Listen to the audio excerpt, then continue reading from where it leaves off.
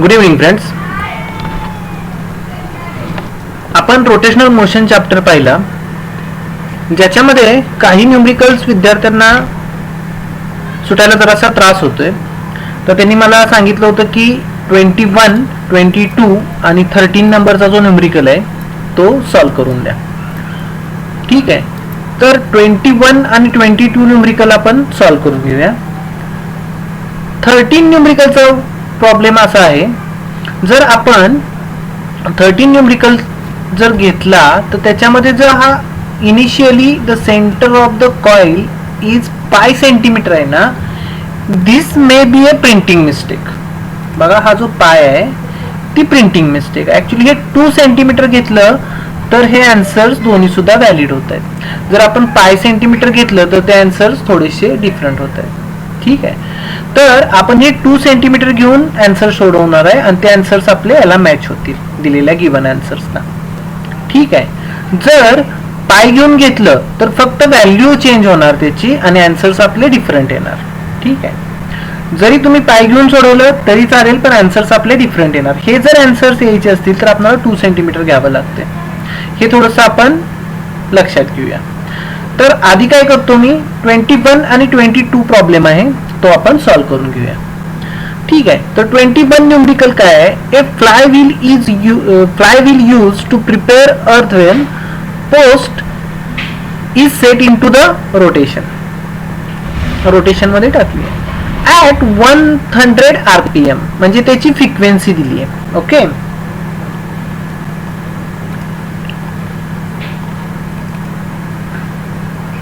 ठीक आहे.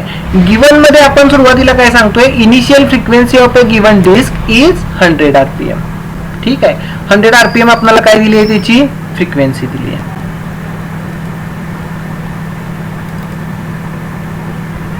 Okay, it is in the form of disc of mass 10 kg. Okay, आधी problem वाचूया आणि मग सगळे गिवन्स बघूया.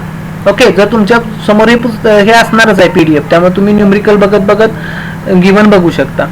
100 RPM त्याची फ्रिक्वेन्सी दिली आहे, मास दिले 10 kg and radius 0.4 metre. A lump of clay taken as a equivalent particle, एक छोटासा पार्टिकल पकडतोय आपण, of mass 1.6 kg falls on it and address म्हणजे चिटकला तो to a certain distance x from the center. Calculate x if the wheel is now rotates at 80 RPM, म्हणजे त्याची frequency change झाली बाळांनो, 100 RPM टू 80 RPM आणि आपल्याला x काढायचा आहे. ठीक आहे, तर हा प्रॉब्लेम आपण सॉल्व करूया.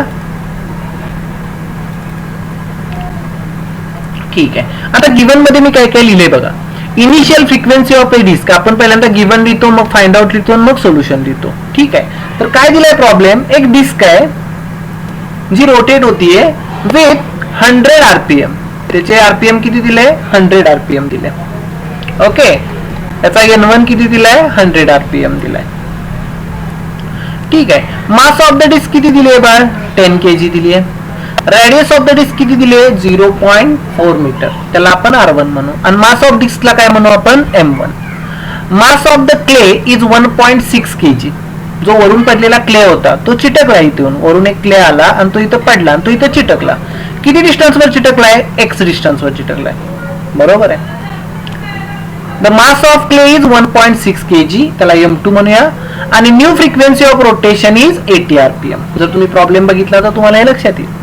आणि आपल्याला फाइंड आउट काय करायचं आहे, distance of the clay x, आपल्याला x शोधायचा आहे.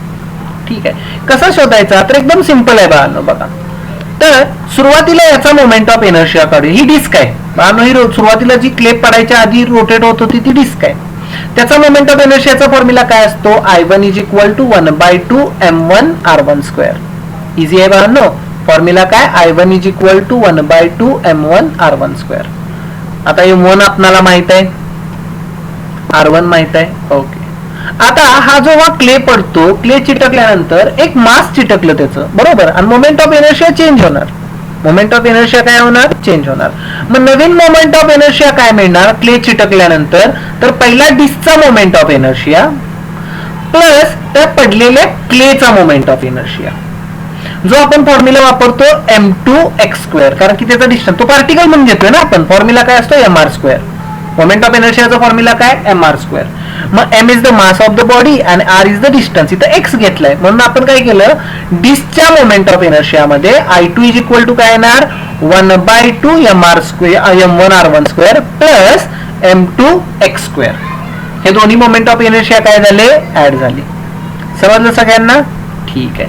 आता हा आपला पहिला मोमेंट ऑफ इनर्शिया आहे, दुसरा हा मोमेंट ऑफ इनर्शिया I2 आहे. आता आपण पाहिलेलं by the law of conservation of angular momentum, angular मोमेंटमच्या लॉ ऑफ कॉन्झर्वेशन मुळे आपल्याला हा फॉर्म्युला सापडलेला I1 ω1 is equal to I2 ω2. थोडस थिअरी मध्ये जाऊया. ठीक आहे, हा प्रॉब्लेम होता आणि हा कशावर प्रॉब्लेम आहे ते आधी डिस्कस करूया, म्हणजे तुमच्या लक्षात येईल. ठीक आहे. ओके, हे आपल्याला मी महत्वाची कन्सेप्ट सांगितलेली, conservation of angular momentum. Angular मोमेंटमचं आपण केलेलं इथं डेरिव्हेशन, आपला डी टोकायला 0 आलेला, म्हणजे आपण काय सांगितलेलं की I omega is always remains constant. जसं लिनियर मोमेंटम कॉन्स्टंट असतं, आपण 11th मध्ये शिकलो, तसं अँग्युलर मोमेंटम काय असतं, कॉन्स्टंट असतं. म्हणून आपण फॉर्म्युला काय वापरतो, I1 ω1 is equal to I2 ω2. हे झालं होतं ना आपलं बॅलेट डान्सरचं एक्झाम्पल घेतलेलं, स्विमिंग पूलचं एक्झाम्पल घेतलेलं. ठीक आहे, म्हणजे फॉर्म्युला काय असतो I1 ω1 is equal to I2 ω2. हे बघा, I1 2πn1 म्हणजे ω1 is equal to I2 2πn2 म्हणजे ω2. ठीक आहे, आपल्या न्यूमरिकल कडे जाऊया. तर आपला फॉर्म्युला आहे I1 ω1 is equal to I2 ω2. Clear? आता ω1 चा फॉर्म्युला काय बाळांनो, 2πn1 आणि ω2 चा फॉर्म्युला काय 2πn2. दोन्हीकडे पण 2π आहे, त्यामुळे 2π काय केलं, कॅन्सल करून टाकलं. म्हणजे काय फॉर्म्युला मिळाला, I1 n1 is equal to I2 n2. Okay, आता I1 ची किंमत टाकूया, जी आपण वरती काढली. किंमत काय असते 1/2 m1r12 n1. हा, I1 ची किंमत काय 1/2 m1r12 आणि हा n1 आहे असंच. ठीक आहे, आणि I2 ची किंमत काय आहे, तर 1/2 m1r12 प्लस बाळांनो इथं काय केलंय आपण m2x² केलाय, बरोबर. तो इथं ऍड केला आपण आणि येणार n2.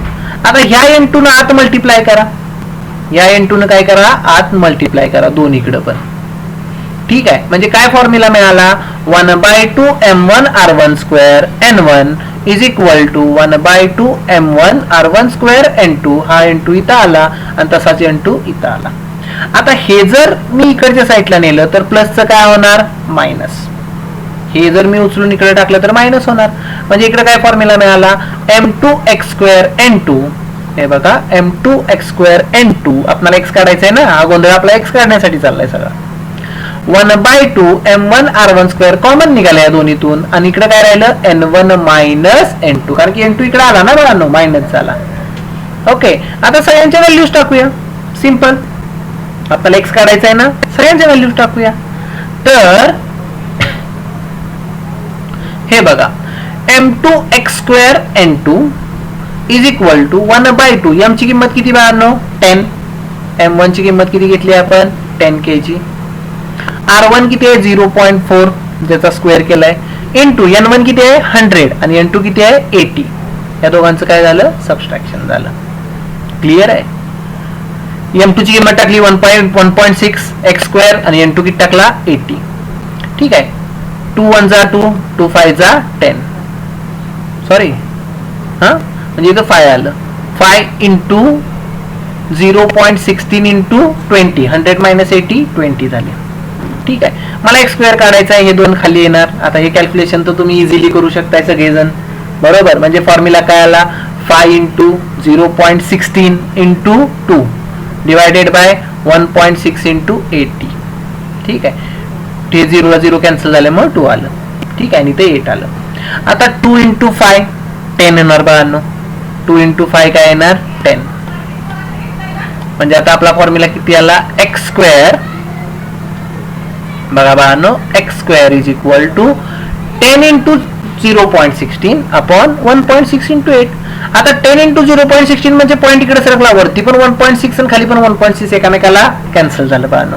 त्यामुळे X square is equal to किती आलं 1/8 किंवा एक्स इज इक्वल टू आलं 1/√8. ठीक आहे, आपला एक्स सापडला का नाही आपल्याला. एक्स ची किंमत किती आली 1/√8. बघा जरा चेकआउट करा. आपण काय केलं I1 ω1 is equal to I2 ω2 simple formula वापरला. I1 ची किंमत काय आहे तर m1 r1 square 1/2 m1 r1 square आणि I2 काय आहे बाळांनो डिस्कचा मोमेंट ऑफ इनर्शिया. पुन्हा जरा रिपीट करतो, डिस्कचा मोमेंट ऑफ इनर्शिया प्लस या क्लेचा मोमेंट ऑफ इनर्शिया. ठीक आहे, आणि तो आपण काय केला ऍड केला. सिंपल प्रॉब्लेम आहे. आता ह्याच्या नंतरचं कॅल्क्युलेशन तुम्ही आरामात करू शकताय. हे √2 तुम्ही लॉग टेबलनं काढायचं, 1/√8 काढून टाकायचं, जे असेल ते आन्सर 0.35 मीटर. आपला आन्सर मॅच होते का चेक करूया.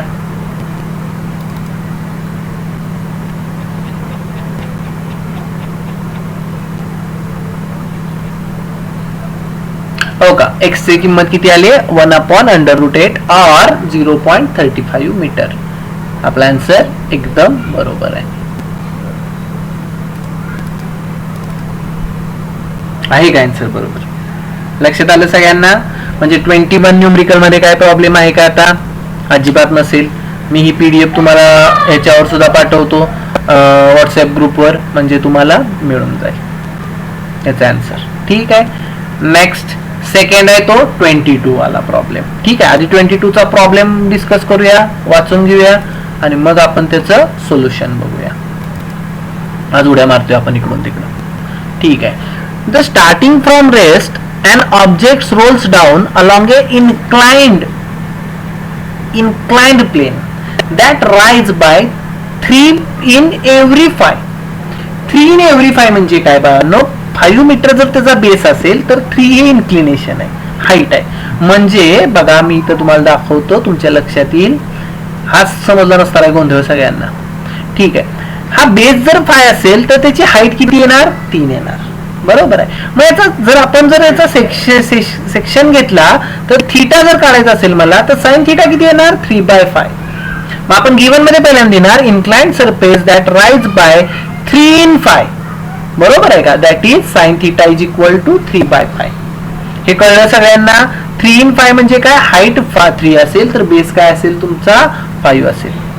म्हणजे बानो sine theta is equal to 3/5. Sorry, हा 5 इथं पाहिजे, हा इथं पाहिजे, खाली लिहिला गेलाय चुकून, टॅन झालं थोडक्यात ते. हा तर हा 5 आहे. प्रत्येक 5 डिस्टन्सला हा काय होतोय 3 न इन्क्लाइंड होतोय. ठीक आहे, मग हा साइन थीटा आपल्याला सापडलाय. म्हणजे याचं sine theta is equal to काय येणार 3/5. ओके, समजलं सगळ्यांना. ओके, हे 5 फक्त वर पाहिजे बरं का बाळांनो, हे चुकून मी खाली लिहिलंय, वर लिहायचं सगळ्यांनी. ठीक आहे, परत पुढे प्रॉब्लेम काय दिलाय. Okay, in every 5 the object gain the speed of √10 metre per second as it travels a distance of 5/3 metre. Starting from rest आहे, म्हणजे इनिशियल वेलॉसिटी त्याची 0 आहे. त्याची वेलॉसिटी √10 मीटर पर सेकंड येते. कधी, जेव्हा डिस्टन्स तो ट्रॅव्हल किती करतोय 5/3 डिस्टन्स ट्रॅव्हल करतोय मीटर मध्ये, 5/3 डिस्टन्स ट्रॅव्हल करतोय. What can be the possible shape of the object. मला त्या ऑब्जेक्टचा शेप बघायचा आहे. बरोबर, ते कसं काढतात, शेप ऑफ द ऑब्जेक्ट कसा काढतात तर इकडे बघा बा, आपण याच्यावर चर्चा केलेली आहे. हे बघा, हा शेवटचं जे डेरिव्हेशन आहे हे आपल्याला खूप लागतं, मी तुम्हाला सांगितलेलं. हे दिसते का इन्क्लाइंड प्लेनचं, ही हाईट आहे बाळांनो. बरोबर, यासाठी तुम्हाला एक फॉर्म्युला माहित पाहिजे. एच इज इक्वल टू काय बाळांनो एस साइन थीटा. हा फॉर्म्युला मी तुम्हाला सांगितला होता. ओके, इथं आहे आपला, दिसतोय का बघा. हा फॉर्म्युला आपल्याला लागणार म्हटलेलं मी तुम्हाला, आहे का. एस इज इक्वल टू काय एच अपॉन साइन थीटा किंवा H is equal to S sine theta. बरोबर आहे. आणि वेलॉसिटीचा हा फॉर्म्युला आहे बघा. वेलॉसिटीचा फॉर्म्युला काय आहे तर हा मोठाच्या मोठा फॉर्म्युला आहे वेलॉसिटीचा. v is equal to 2 √2gh upon 1 + k² upon r². मला आता व्ही दिलीये, हे साइन थिटा दिलंय, म्हणजे मला फक्त के स्क्वेअर अपॉन आर स्क्वेअर शोधायचा आहे. जर के स्क्वेअर अपॉन आर स्क्वेअर सापडला मला, तर मला बॉडी सापडते. बघा कसं सांगितलंय, जर के स्क्वेअर अपॉन आर स्क्वेअर 1 आला तर ती रिंग असते किंवा हॉलो सिलेंडर असतो. जर 2/5 आला के स्क्वेअर अपॉन आर स्क्वेअर तर तो काय असतो, सॉलिड स्पियर असतो. मी हा चार्ट तुम्हाला घरी करून लावायला सांगितलाय.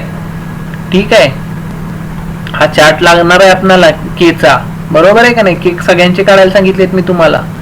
जर के स्क्वेअर अपॉन आर स्क्वेअर 1/2 असेल तर ती काय असते, डिस्क असते किंवा सॉलिड सिलेंडर असतो. के स्क्वेअर अपॉन आर स्क्वेअर जर 2/3 असेल तर तो काय असतो, थिन वॉल्ड हॉलो स्पियर असतो.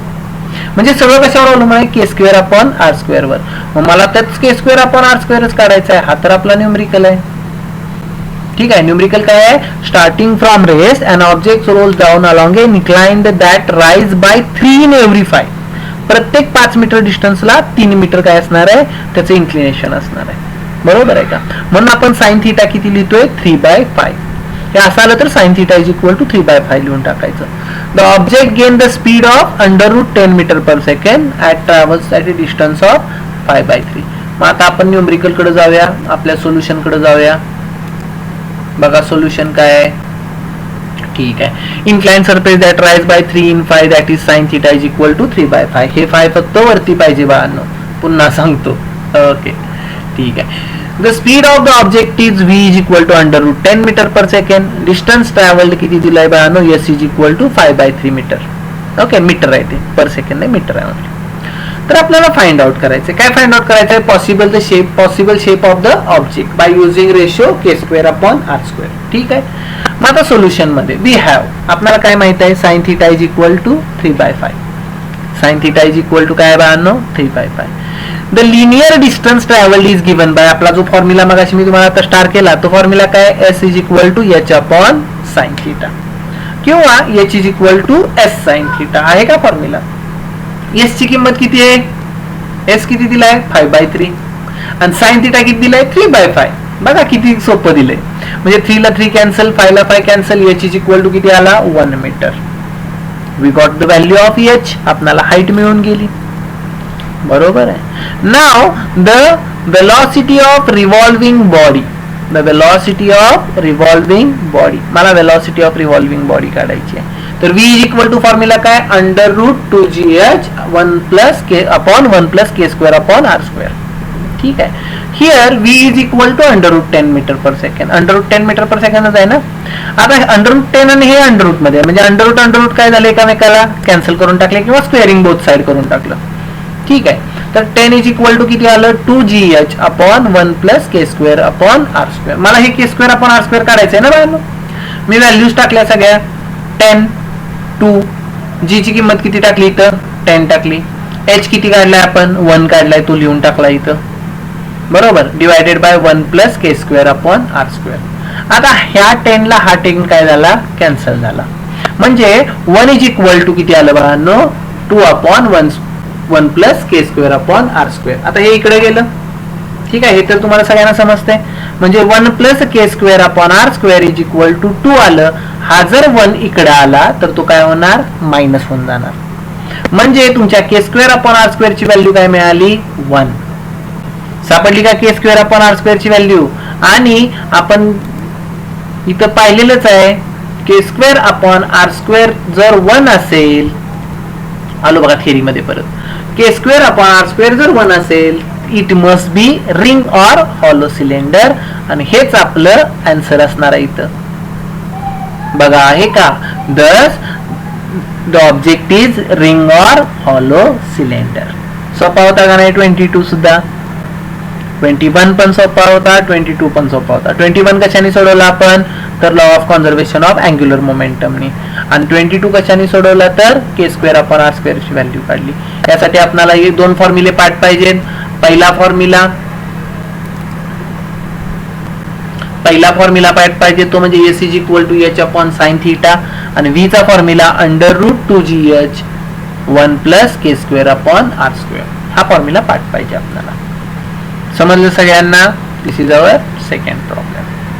नाव we are going to discuss the 13 number numerical which is quite tricky. Tricky म्हणजे यात दोन प्रॉब्लेम झाले. म्हणजे सगळ्यात मोठा प्रॉब्लेम झालाय तिथं पाय प्रिंट आउट झाले. ठीक आहे. ऍक्च्युली हे 2 सेंटीमीटर घेऊन आपण सोडवणार आहे. मी पुन्हा सांगितलं तुम्हाला, जर पाय घेऊन सोडवलं तर आन्सर वेगळंच येते. मी खूप वेळ ट्राय केला. ठीक आहे. तर coefficient of static friction between coin and the gramophone disc is 0.5.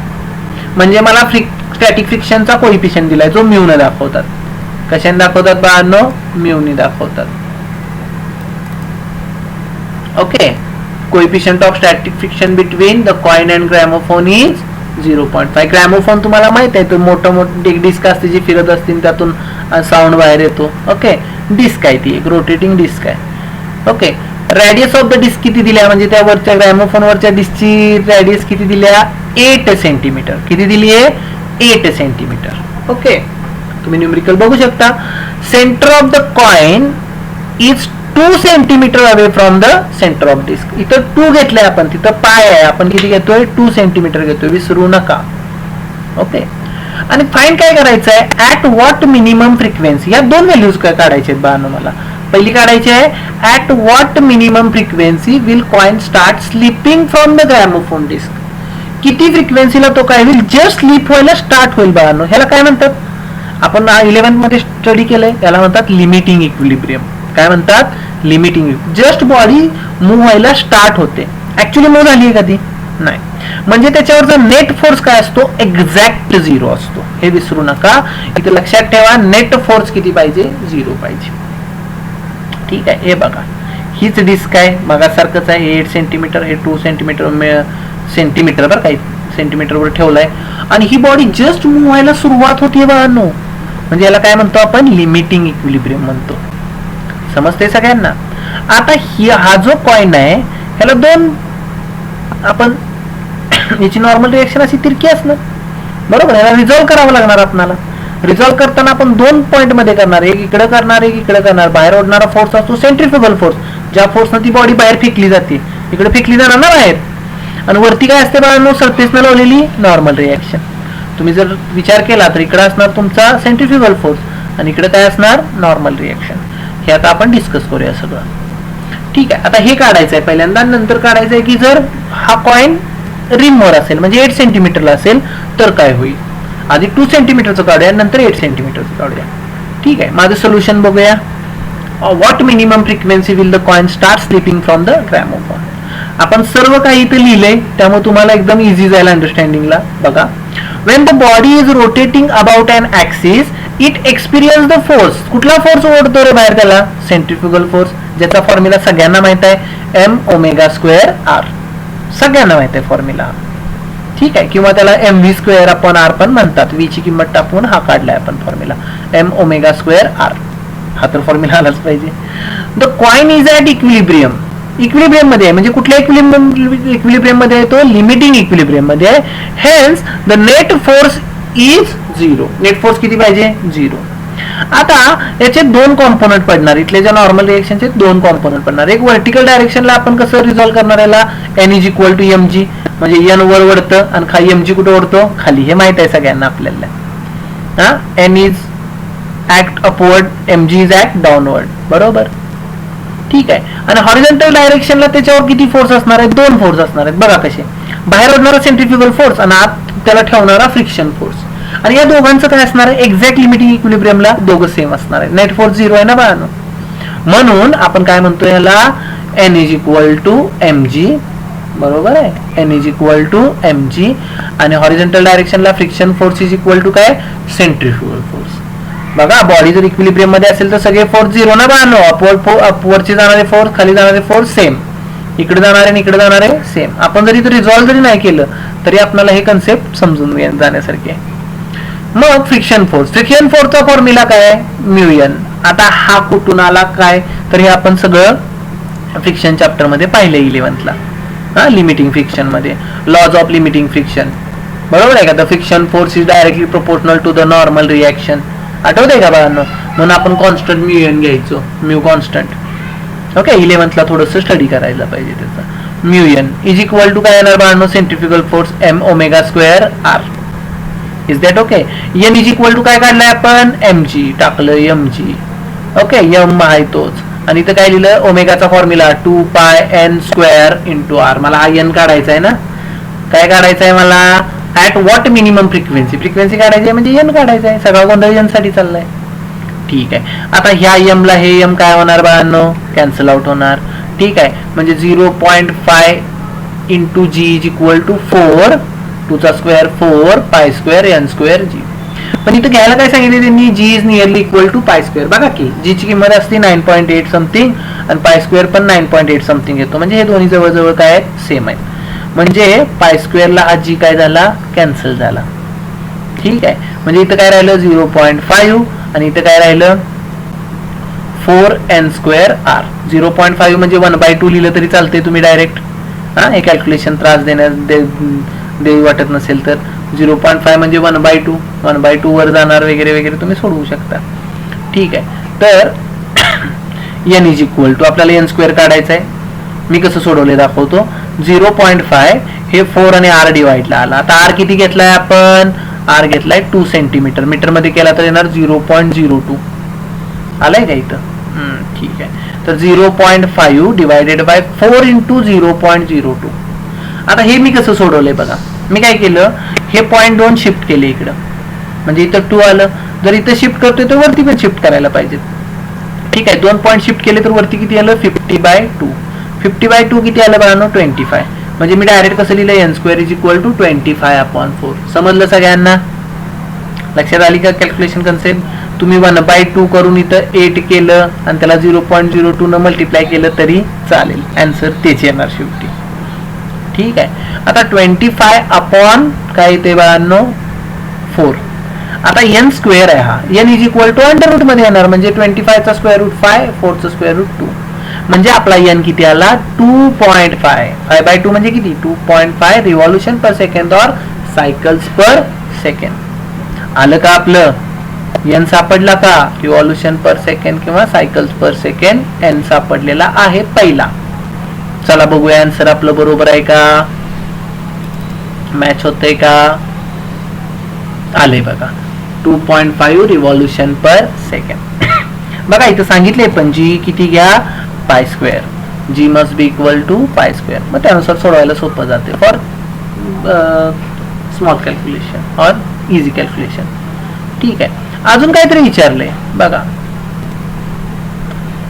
Second, by what factor will the answer will change if the coin is almost at the rim. म्हणजे ते रिमवर आहे आता, म्हणजे आपली जी कॉइन आहे ते रिमवर गेली आहे.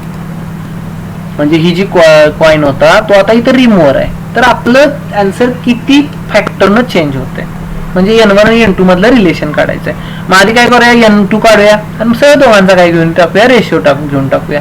That will be our answer. चला n2 काढूया. सेम हेच वापरणार आहे आपण, फक्त आता r च्या ऐवजी 0.02 च्या ऐवजी डिस्टन्स किती येणार बाळ, 0.08. तुम्ही पण मनानं करू शकता, तरी पण मी कॅल्क्युलेशन सांगतो. नेहमीप्रमाणे आता पटकन सोडवून टाकायचं. हे बघा, r ची किंमत किती घ्यायला सांगितल्या, 8 centimetre. That is r is equal to 0.08 metre. Now आता ते वरचं सगळं परत लिहित बसत नाही आपण. μmg is equal to m², r². m ला m काय होणार, कॅन्सल. फॉर्म्युला आला μg is equal to 2πn² r. बरोबर, μg is equal to 4π² n² r. π² ला g काय होणार बाळांनो, कॅन्सल, दोन्ही सेम आहेत म्हणून. therefore mu is equal to 4n² r. that is n² is equal to mu upon 4r. टाका सगळ्यांची किंमत. mu ची किंमत 0.5, 4 ची किंमत 4च असते त्यात काही नवीन नाही. आणि r किती आला आपला, 0.08. आता हे कॅल्क्युलेशन आपण करू शकतो. कसं करू शकतो, पॉइंट इकडे सरकू नका, मी हे केलंय का, 6.25 समथिंग येते. बरोबर, 6.25 divided by 4, 6.2 something divided by 4 जर तुम्ही कॅल्क्युलेशन केलं तर n² आपला मिळतोय 1.5625. किती मिळतोय, 1.5625. हे फास्ट होत नाही ना बाळांनो. बघा हे पॉइंट इकडे सरकवले मी, म्हणजे 50/8 आलं. 2 न डिवाइड करून मग हे प्रॉपर सोडवून घेतलं. हा कॅल्क्युलेशन तुम्ही करू शकता, एवढं काय अवघड नाहीये. मग n आला आपला 1.2. आता स्क्वेअर रूट काढलं ना, आता स्क्वेअर रूट काढणं तुम्हाला येतं. लॉग बघायचा, डायरेक्ट डिवायडेड बाय 2 करायचा ना, अँटी लॉग बघायचा. n इज इक्वल टू किती आलं, 1.25 सायकल्स पर सेकंड. आता कितीने चेंज झाला फॅक्टर, तर मला काय करायला लागेल, हा असा पहिला आता सापडलेला N2 आणि पहिला सापडलेला N1 या दोघांचा काय घ्यायचा रेशिओ. किती आला होता रे हा 2.5 आणि हा किती आलाय 1.25. मग 1.25 अपॉन 2.5 म्हणजे जवळजवळ काय 1/2 आहे ना. किती आहे 1/2. म्हणजे N2 upon N1 is equal to 1/2 और N2 is equal to 1/2 into N. बघा आपला आन्सर मॅच होतंय का, अरे होतंय की 1/2 N1. समजलं सगळ्यांना. म्हणजे हा प्रॉब्लेम कसा सोडवायचा होता, तर हा प्रॉब्लेम आपण सोडवायचा आहे. यासाठी आपण पहिल्यांदा काय करायचं, लिमिटिंग इक्विलिब्रियमची कन्सेप्ट वापरायची. लिमिटिंग इक्विलिब्रियम म्हणजे कळतंय का सगळ्यांना. लिमिटिंग इक्विलिब्रियम म्हणजे जस्ट बॉडी काय होते, टेंड टू मूव्ह होते, म्हणजे मूव्ह करायचा प्रयत्न करते. ऍक्च्युली मूव्ह होते का नाही. त्यावेळी त्याचा नेट फोर्स काय असतो 0, म्हणजे सगळ्या फोर्सची ऍडिशन काय पकडायची 0 पकडायची. म्हणजे जर व्हर्टिकल डायरेक्शनचे बघितले तर N is equal to mg येणार. हॉरिझॉन्टल डायरेक्शन आत ओढणारा friction force is equal to centrifugal force. समजलं सगळ्यांना. आणि हे घेऊन सोडवून टाकायचं बा, इझी आहे. हा फक्त हा फ्रिक्शन फोर्सचा फॉर्म्युला म्यू इंटू एन आहे ना लक्षात सगळ्यांच्या. ओके, तो थोडासा लक्षात ठेवा. होप सगळ्यांना न्यूमरिकल समजले असतील. मी ही PDF तुम्हाला, मला व्हॉट्सअपला मेसेज करा, मी ही PDF तुम्हाला व्हॉट्सअपला पण पाठवून देतो. ह्याच्यावर तुम्ही सोडवा. आणि सोडवतानाची पद्धत बघा, आधी गिवन लिहा, मग टू फाइंड आउट लिहा, मग सोल्युशन लिहा, म्हणजे सोडवायला सोपं जातं. ओके ठीक आहे. थँक्यू.